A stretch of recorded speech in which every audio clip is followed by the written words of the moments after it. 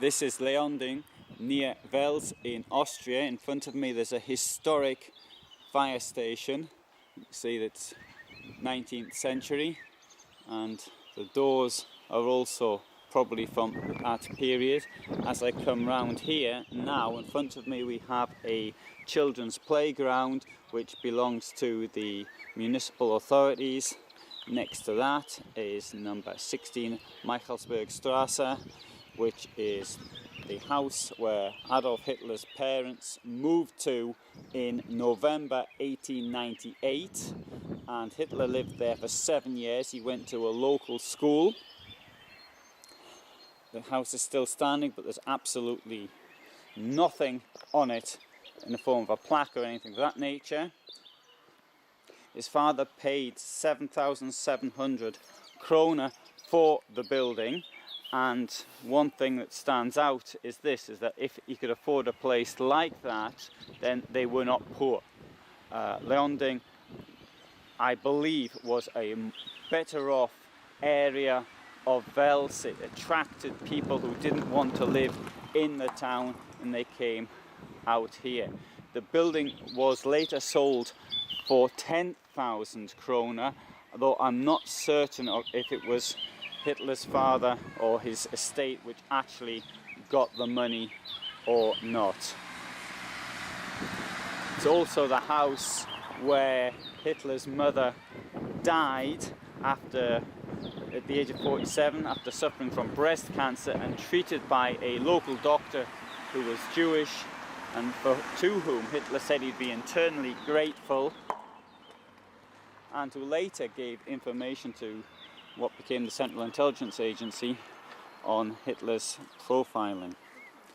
But Hitler paid the doctor in full.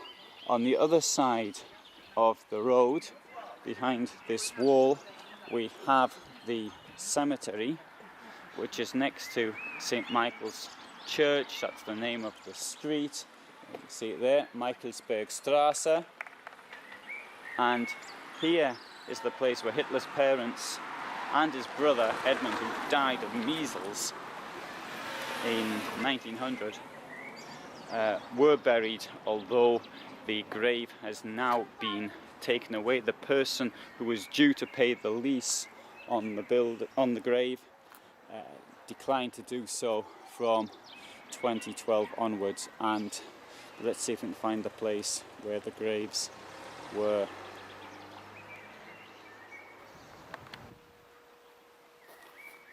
The empty space there is the place where Hitler's parents and his brother were buried. Now, the grave was liquidated in 2012 because the lease wasn't paid on it. It was a relative of the first wife of Hitler's father who decided not to pay the lease anymore. Now, his father died on the 3rd of January 1903. He was in a Gasthaus Weisinger having something to drink. He had a glass of wine and he died on the sofa there. 65. Now, his mother died on the 21st December 1907. She was aged 47 and she died of breast cancer. Her funeral was held in this church on the 24th of December of that year. Now, years later, when Hitler's doctor, who was Jewish, was telling the forerunner of the CIA when they were trying to establish a psychological profile of Hitler, and he said that he'd never, in all these years of practice, seen anybody so distraught by the death of a relative as Hitler had been in 1907. Nonetheless, it didn't stop Hitler from going off to Vienna.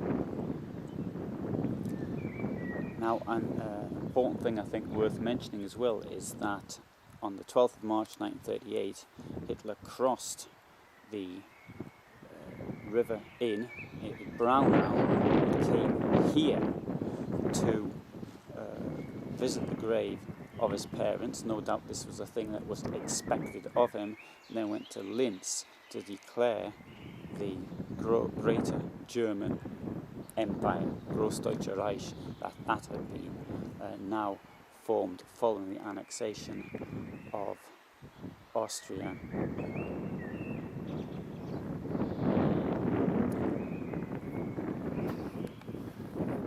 I think there was some concern that this could be a place for meeting for neo-Nazis, and I've seen photographs of it in the past where there were candles. That doesn't of course prove anything, but you can think, what do these people next, what do they think about it? Like Roth family of the Vice singer.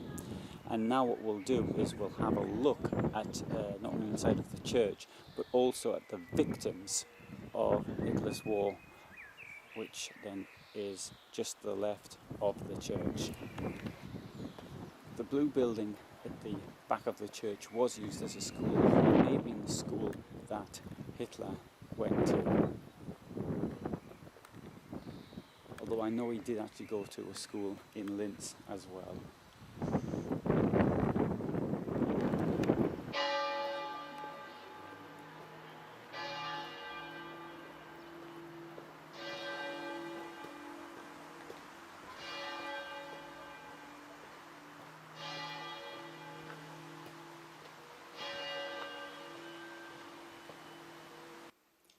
This, I suspect, was the church that Hitler went to.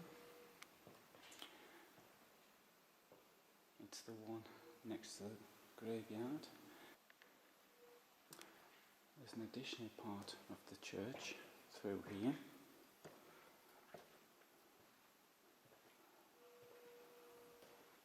Which looks older, but I suspect it is in fact newer.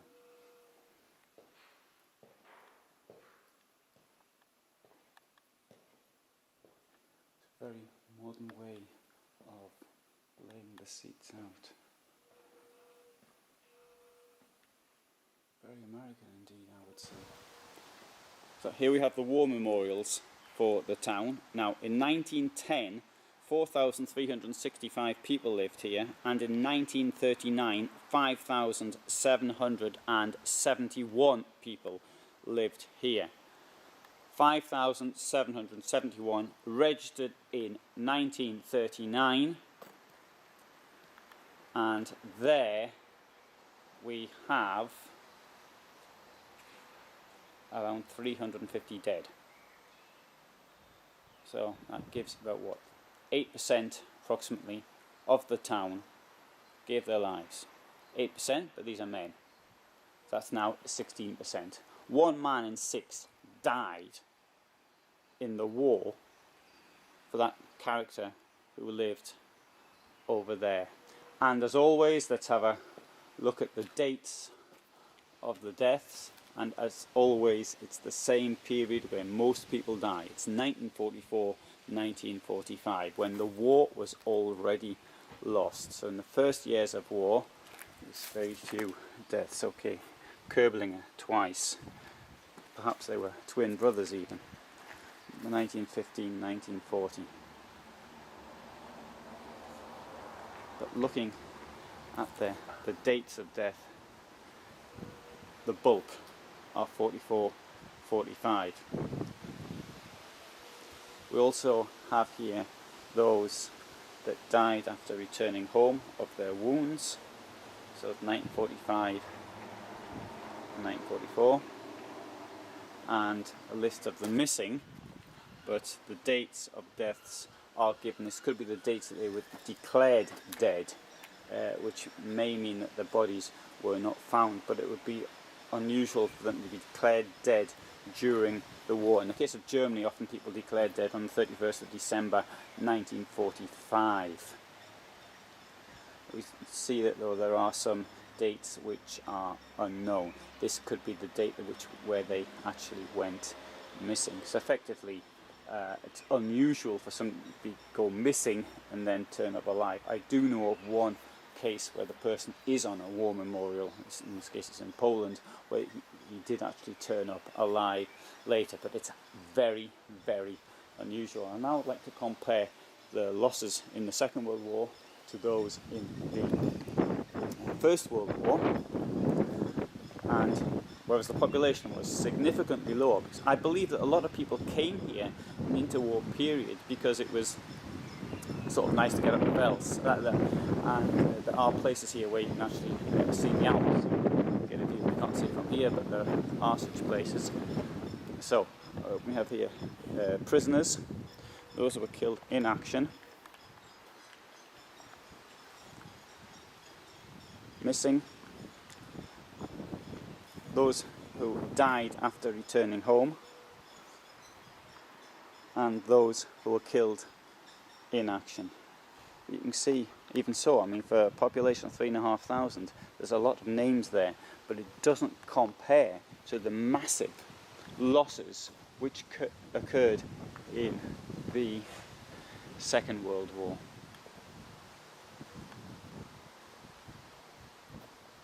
It's nice to see that this tree, which may have been here for a very long time, has been protected. And so you see the Catholic community, the graveyard, and even from here we've got the house where Hitler lived.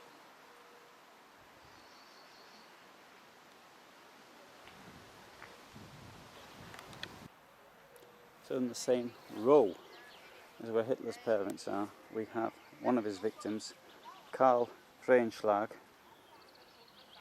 1909-1943.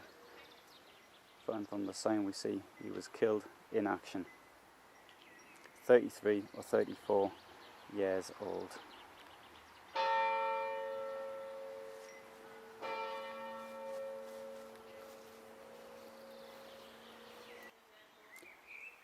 If I have understood the way in which the leasing system works correctly, so when he wants to be buried in the same place as Hitler's parents, there is that opportunity available.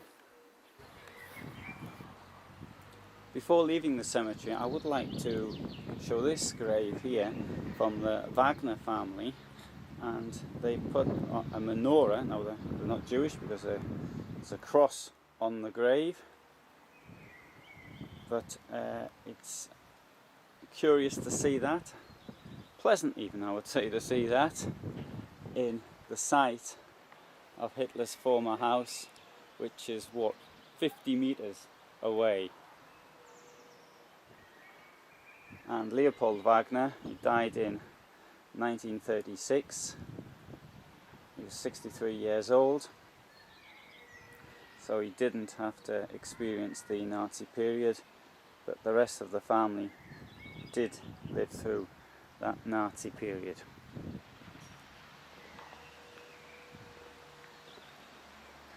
See that most of the graves here are in fact comparatively modern. There's very little here from the 19th century, even the early 20th century for that matter.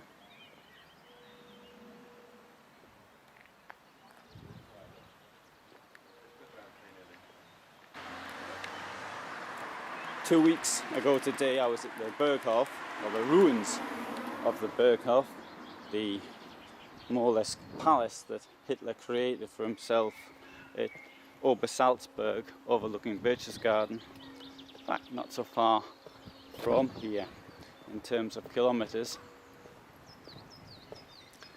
A couple of hours drive, if that.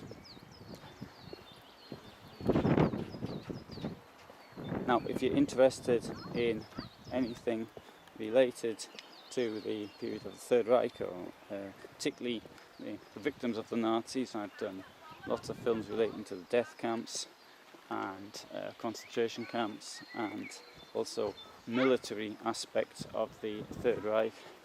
So please have a look at my website. You can subscribe, of course.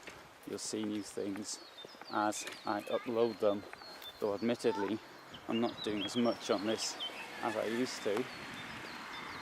However, you will find a great deal of original research which I have done related to the Holocaust above all. And now I'm walking back to my van, which I parked in this street.